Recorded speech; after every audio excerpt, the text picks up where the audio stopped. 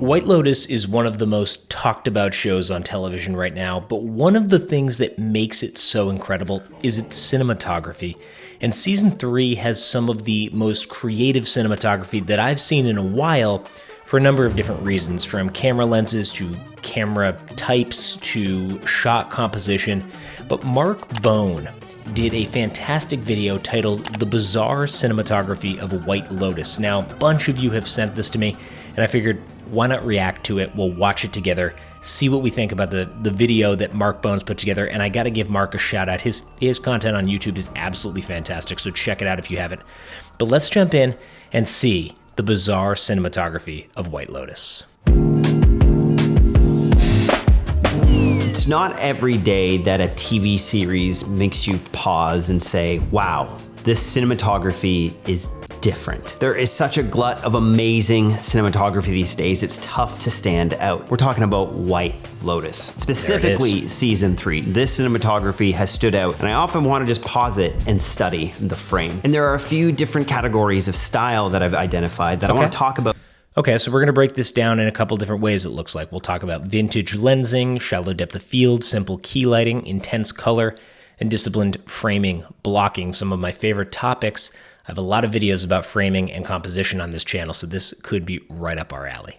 From the show and talk about how you can also apply it to your own work. Now, full disclosure, this show has made me uncomfortable. I think that's the whole point. I don't condone the content of it. It's just, I just never want to kiss my brother. What? If you haven't seen White Lotus season 3, just go check it out. Let's talk about what is making this show unique and why everyone is talking about this cinematography. That is also an exaggeration. Why people who have watched this show, who appreciate cinematography or don't even know much about it, still say this looks different. Let's jump in.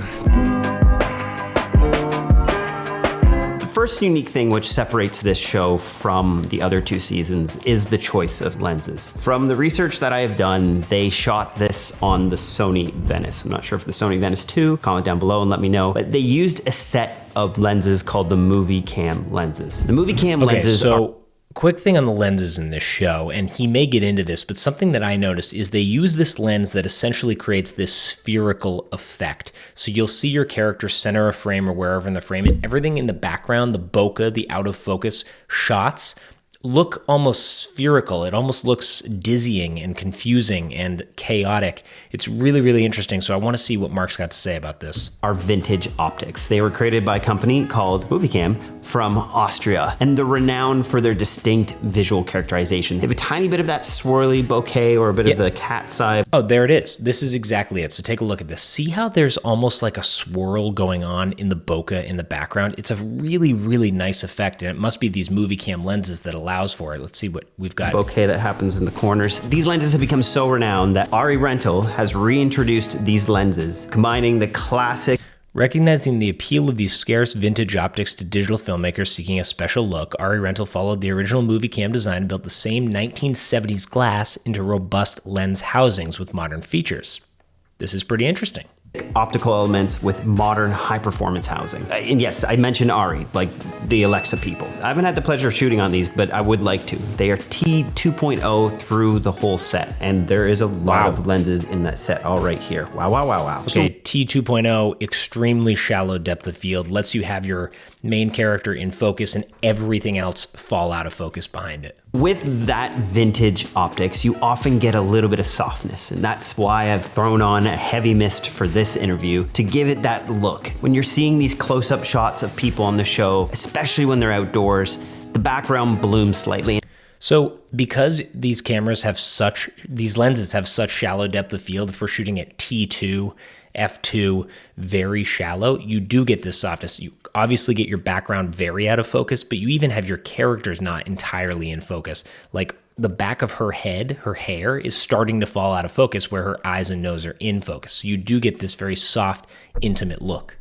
And I don't know what filtration they used. It looks minimal. Sometimes when you add too much filtration, you begin to lose the texture of people's skin. It just kind of blurs it. It's like using the heel brush too much in Photoshop, but they still have kept that.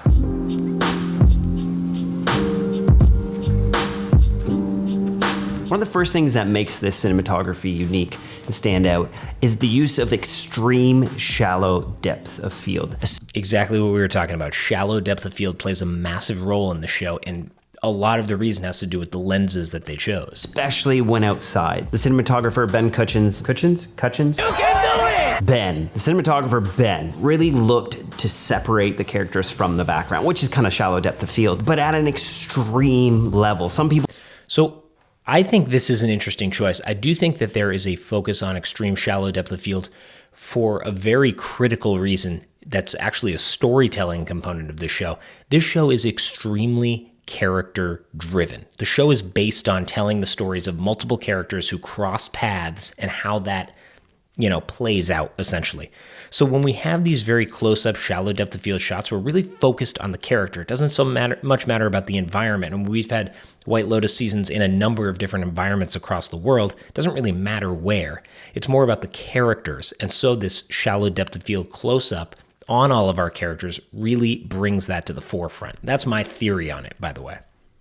People even said to a distracting moment. I find it kind of interesting because to me, it makes the people feel trapped at this resort. By making the depth of field so shallow, we're not seeing the world outside. There are episodes where they venture outside of the actual location, but when we're at the resort, you'll see how shallow and how closed off the people feel from the external world. Now, you could say this cinematography is maybe cheesy, just feels like someone got a 5D back in the day, full frame, and they were able to shoot super shallow depth of field, so they did it. But I actually think there is reason to this. It's a bit of a spoiler alert. Spoiler alert. But it's only the first 5 minutes of the show. You'll see that there is an attack on the actual resort. And then the rest of the show keeps us in this shallow depth of field world whenever we're at the resort, almost making you feel like you want to see what is in the bushes, what is beyond the characters, because you know that there are people, and you never see who it is, that have come to actually attack this resort. So, well, this is an interesting theory too, is that he's saying that people feel, our characters feel trapped within the resort, and thus we stay focused closely on them, and everything else in the background is out of focus. I like that theory as well. I still think too that it's a character-driven show, and that's what's always in focus in the show is our characters. These are who we're following. That's what's most important, and that's what they want you to know when you're watching the show, is that the characters are key. It creates a tension for you. While I'm watching this, I'm always thinking about that very chaotic moment at the beginning. And I've even complained that the pacing of the show is a bit too slow, but I think that's the point. Agree. When you start with a bang and then you go back into the past, you have this ominous moment, this disaster that's waiting to happen. Something to be said about the pacing of this show. I do think season 3 has felt slower than season 1 and 2.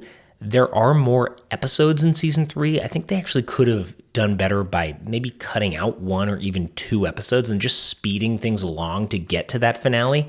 But, to each their own. A few key aspects of the cinematography also is that they love one huge key lighting for the scene. They don't love fill lighting. They barely use backlighting. And unless they're outdoors, implying that sunlight is lighting the scene, they will pour the color onto people's skin, whether it's from artificial sources or by exaggerating the tungsten lighting.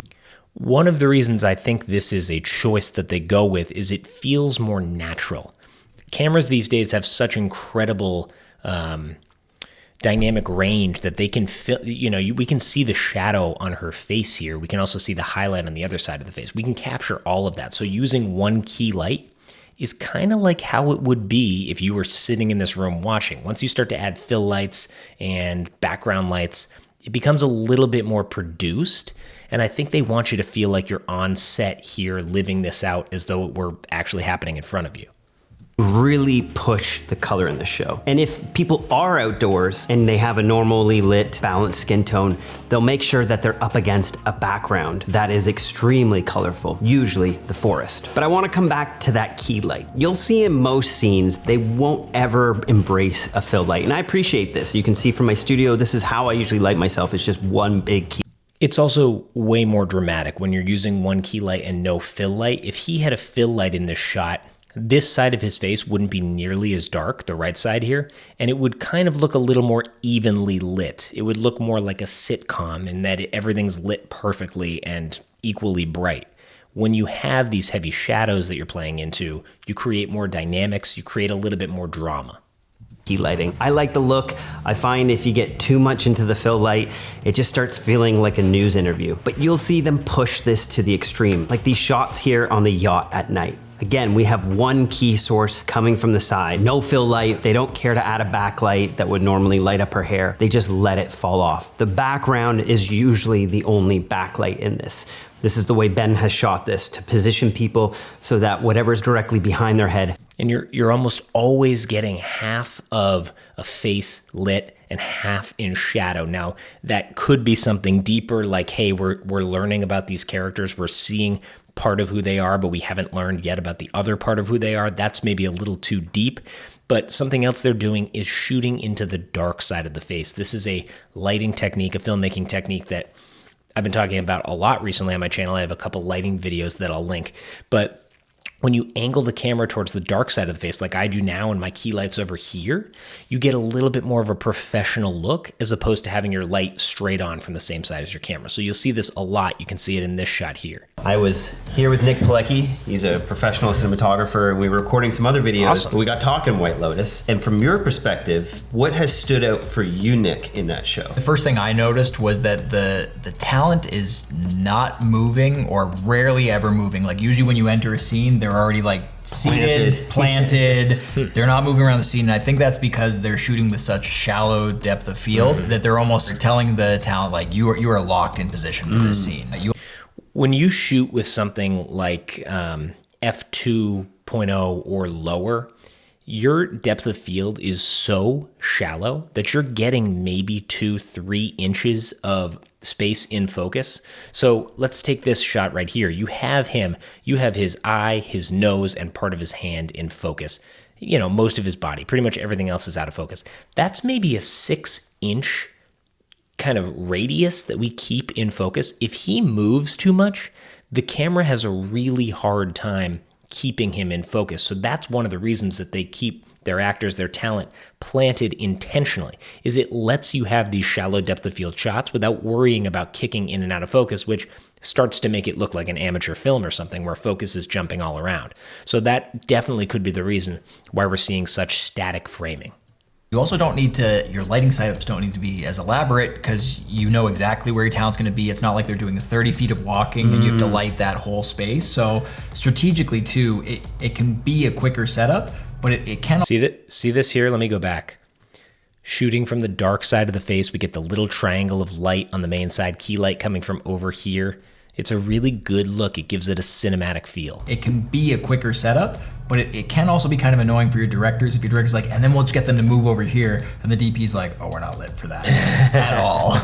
You'll see in White Lotus, when you're indoors with people and the room is lit with tungsten lighting, people's faces are extremely warm, almost yellow. We're kind of getting into Simpsons territory. And I haven't found that distracting. Some people have complained that it feels oversaturated, but that's the look that they've gone for. They've wanted to show this luscious environment. And when we're at nighttime, the blues are blues.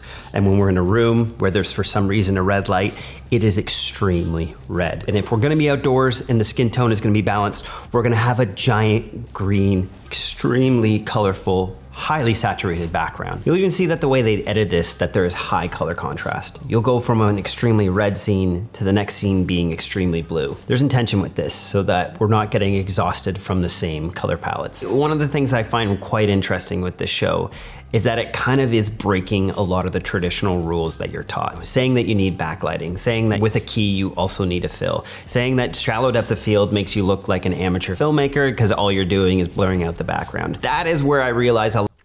The thing though that they do with their shallow depth of field is they constantly have natural lighting that is accent lighting, you could say. It's in the scene, it's really a prop, but it's working to give the background a little bit of interest. We have a light right here. Let's see what the next shot is. A lot of the principles or rules we say in filmmaking just like don't always apply if you're using them with intention. You have sunlight in the background here. I think that's the whole point whenever you hit record as a cinematographer. Is lights glowing in the background here. Obviously, this is just bokeh from the sunlight, but particularly in the night scenes, there are set lights in the background that aren't actually lighting the scene, but they're providing some nice bokeh with the shallow depth of field in the back, and I do think that's very intentional. It's like when you're going to a barbecue at someone's house house and they have those nice twinkle lights around their patio, it just looks so much cozier. Thinking about what is my character feeling? What is happening before this scene and what is happening after this scene? But even when we are outside with the characters, there is a warm tone to the overall scene. Pale is not something that is part of the show. Now, when it comes to handheld versus locked off, I haven't seen a huge thread throughout the show, although many of the scenes with certain characters, like the brothers or the middle-aged women, tend to have more handheld, whereas there's certain other characters where it's all locked off for most of their scenes. I don't know if this was intentional or if it's just the decision with the energy that these people have. Perhaps I hadn't really noticed this throughout the show, but there can be a lot of intention behind tripod locked off shots versus handheld shots. I would agree. It probably has to do with the energy of the characters, but I'm not actually sure why they did that. even as I'm saying that, I'm realizing the younger people have the handheld shots where the older generation is more locked off. This could be me just digging too deep into the cinematography, and it's not something that I necessarily felt when watching the show. Although the show is so disciplined in how that it shoots, that when they do introduce handheld, it does give the scene a punch of energy that you wouldn't normally be feeling in the show because of the tight, locked off, super shallow feeling. Suddenly when you go to a wide angle where you're getting a lot more depth of field and it's handheld, it does say a lot more. I do find that the wide angle shots in this show are relatively limited, and they're kind of refreshing when you get one. You finally see a lot of detail about the environment. You see a lot about what's going on. And you're so limited in that. There's so many close-up and medium shots in the show that you're kind of wondering, and it's building the mystery. So when you get a shot like this, it's really refreshing to the eye. You can learn so much and take in so much information, but it's so limited that you end up craving more when they cut back to a tight shot.